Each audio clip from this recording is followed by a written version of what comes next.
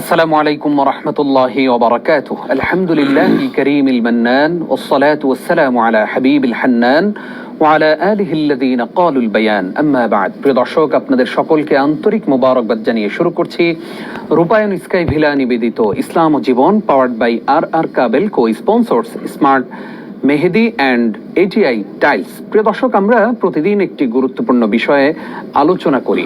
আজকে মাহে রমজান উপলক্ষে ডিবিসি নিউজের এই চমৎকার আয়োজনে আমরা যে বিষয়ে আলোচনা করব তা হচ্ছে মহিমান্বিত রজনী লাইলাতুল কদর। আর এই বিষয়ে আলোচনা করবার জন্য আমন্ত্রণ জানিয়েছি একজন সম্মানিত অতিথিকে।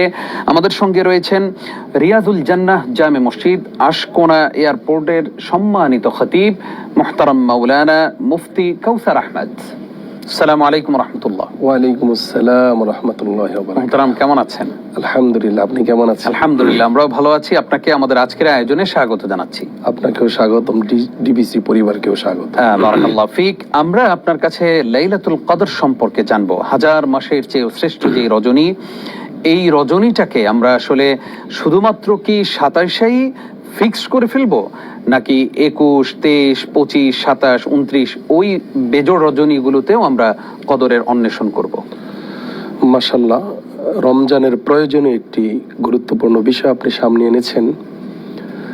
আসলে প্রথম কথা হচ্ছে লাইলাতুল কদরটাকে আমাদেরকে একটু অনুধাবন করতে হবে।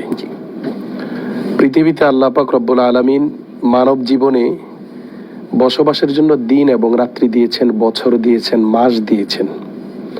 তবে উম্মতে মুহাম্মদীকে সর্বশ্রেষ্ঠ একটি রাত্রি দিয়েছেন, যা ইতিপূর্বে কোন উম্মতকে দেন নাই, এবং ভবিষ্যতে যেহেতু আর কোন উম্মত আসবে না, নবীও আসবে না, সেই হিসেবে আমাদের জন্য, এই উম্মতে মুহাম্মদের জন্য পৃথিবীর শ্রেষ্ঠ পাওয়া এবং সৃষ্টি জগতের শ্রেষ্ঠ পাওয়া হচ্ছে এই লাইলাতুল কদর। আল্লাহ পাক রব্বুল আলামিন স্বয়ং কোরআনে কারীমের মধ্যে একটি সূরা এনেছেন, সূরাতুল কদর, এবং আল্লাহ যেটা বলেছেন আমি আপনি সকলে জানি, ইন্না আনজালনাহু ফি লাইলাতুল কদর। তো আল্লাহ পাক রব্বুল আলামিন লাইলাতুল কদরটা দিয়েছেন আমাদের কল্যাণার্থে এবং আমাদের উপকারের জন্য। এই জায়গায় আল্লাহর কোনো বিশেষত্ব নেই যে লাইলাতুল কদর দেওয়ার কারণে আল্লাহর ক্রেডিট বেড়ে গিয়েছে, ব্যাপারটা এরকম নয়। বরং আমরা লাইলাতুল কদর পাওয়ার কারণে আমাদের মর্যাদা বহুগুণ বেড়ে গিয়েছে। হায়াতের অধিকারী আমরা 50, 60 বছর, 70 বছর ম্যাক্সিমাম, কিন্তু এই জায়গাতে আল্লাহ এমন সুযোগ করে দিয়েছেন যে 1000 বছর। লাইলাতুল কদরি খায়রুম মিন আলফি শাহর। শাহর অর্থ হাজার, আপনি আমি সকলেই জানি, কিন্তু এই হাজার কত হাজার এটাও আল্লাহ পাক বলেন নাই। হয়তো আমরা সর্বনিম্ন সংখ্যা 1000 ধরে নেই, যেহেতু হাজারের সর্বনিম্ন হচ্ছে 1000, কিন্তু 1000 মাসের আমল আমার আপনার জিন্দিগিতে গনে গনে কোনোদিনও করা সম্ভব নয়, কিন্তু এটা আল্লাহ পাক করে দিয়েছেন। এটা আমাদের জন্য নেয়ামত। এজন্য একজন মুসলমান হিসেবে এবং একজন রোজাদার হিসেবে লাইলাতুল কদর পাওয়া মানেই হচ্ছে আমি জীবনের পরম সৌভাগ্যময় একটি গোল্ড বা ডায়মন্ড অর্জন করা, যেটা আমি গ্রহণ করতে পারলে আমি ভাগ্যবান। আর এটা ভাগ্যবান হওয়ার জন্য আল্লাহ সুযোগও করে দিয়েছেন, সারা বছর এটাকে ছড়িয়ে রাখেন নাই, এমনকি রমজানের সারা মাসেও রাখেন নাই।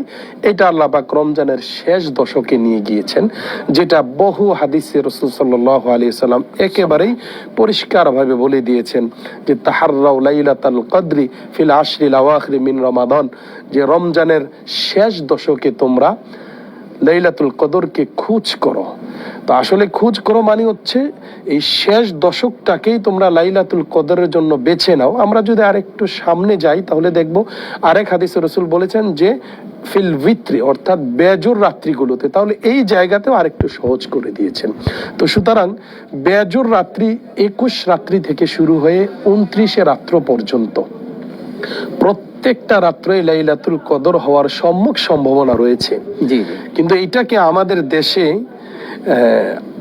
অলসতা এবং ধর্মীয় অনেকটা মানে অন্ধত্বের কারণে, যদি বলি এভাবে, যে ধর্মের সম্পর্কে প্রয়োজনীয় জ্ঞান না থাকার কারণে আমরা এবং আমাদের শারীরিক দুর্বলতা, অলসতা এবং শয়তানের কুমন্ত্রণার কারণে আমরা যেহেতু আমল থেকে পিছিয়ে গিয়েছি, এই জায়গাতে এসে আমরা এটাকে একটা রাত্রির সাথে খাস করে ফেলেছি।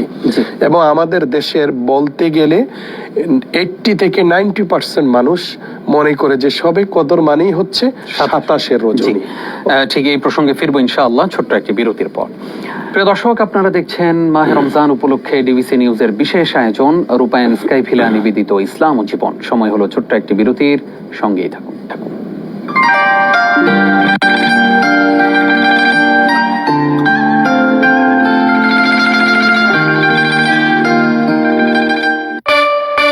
Brought to you by Walton Smart Freeze.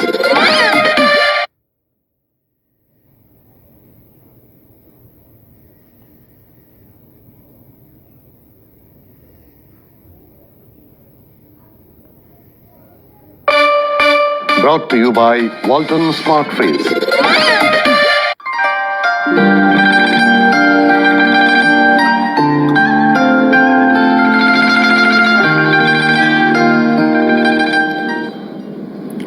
প্রিয় দর্শক, আপনাদেরকে আরো একবার স্বাগত জানিয়ে শুরু করছি রূপায়ণ স্কাই ভিলা নিবেদিত ইসলাম ও জীবন। আজকে আমরা লাইলাতুল কদর সম্পর্কে আলোচনা শুনছিলাম মুফতি হাফেজ কাউসার আহমদ হাফিজাহুল্লাহর কাছ থেকে। মোহতারাম, আপনার কাছে আমরা জানতে চাই যে লাইলাতুল কদর আমরা পেলে, আপনি বলেছেন যে বেজোড় রজনীগুলোতে হাদিস অনুযায়ী আমরা অন্বেষণ করবো লাইলাতুল কদর। যদি লাইলাতুল কদর আমরা পেয়ে যাই তাহলে আমরা কি দোয়া করব, কি আমল করব সেই রাতে? লাইলাতুল কদর পেয়ে গেলে রাসূল সাল্লাল্লাহু আলাইহি ওয়াসাল্লাম আমাদের জন্য বিষয়টা একেবারে সহজ করে দিয়েছেন। আমাদের দেশে লাইলাতুল কদর আসলে, লাইলাতুল বরাত ইত্যাদি রজনীগুলোতে বিশেষ কিছু নামাজের কথা, দোয়ার কথা বলা হয়েছে পূর্বের যুগের। যদিও এই বিষয়গুলো এখন তেমনটা প্রচলন নেই, তারপরে অনেকে ভুলতে পারেন না যে 10 রাকাত 12 রাকাত নামাজ পড়া, প্রথম রাকাতে সূরা ফাতিহা 10 বার, তারপরে সূরা ইখলাস 15 বার, এই যে একটা সিস্টেম, একটা ফরম্যাট তৈরি করে নেওয়া, এটা আসলে কোরআন হাদিসের নির্দেশিত কোনো বিষয় নয়। কেননা নামাজের সাথে এবং যে কোনো ইবাদতের সাথে, বিশেষ করে নামাজের সাথে এভাবে কোনো সংখ্যা জুড়িয়ে দেওয়ার এটা কোনো মাসআলাই নেই, কোনো নামাজে নেই। আর লাইলাতুল কদরের ক্ষেত্রে আমাদের জন্য আমরা মনে করি যে আমাদের দেশের সংস্কৃতিতে এসে গেছে কদর এবং বরাত বা বিশেষ বিশেষ রজনী, বিশেষ করে লাইলাতুল কদরের ক্ষেত্রে যা আমাকে মাস্ট 12 রাকাত কমপক্ষে পড়তে হবে। জি জি, 12 রাকাত পড়তে পারলাম এবং কিছু জিকির করতে পারলাম মানেই হচ্ছে আমি লাইলাতুল কদরকে যথাযোগ্য মর্যাদায় পালন করলাম। এটা আত্মতৃপ্তির ঢেকুর তুলি আমরা। অথচ কদরের সাথে এইভাবে সংখ্যা নির্ধারণ করে নামাজ পড়ার সাথে অথবা নির্ধারিত কোয়ালিটিতে কোনো ইবাদতের সাথে নির্ধারিত কোনো বিষয় নেই।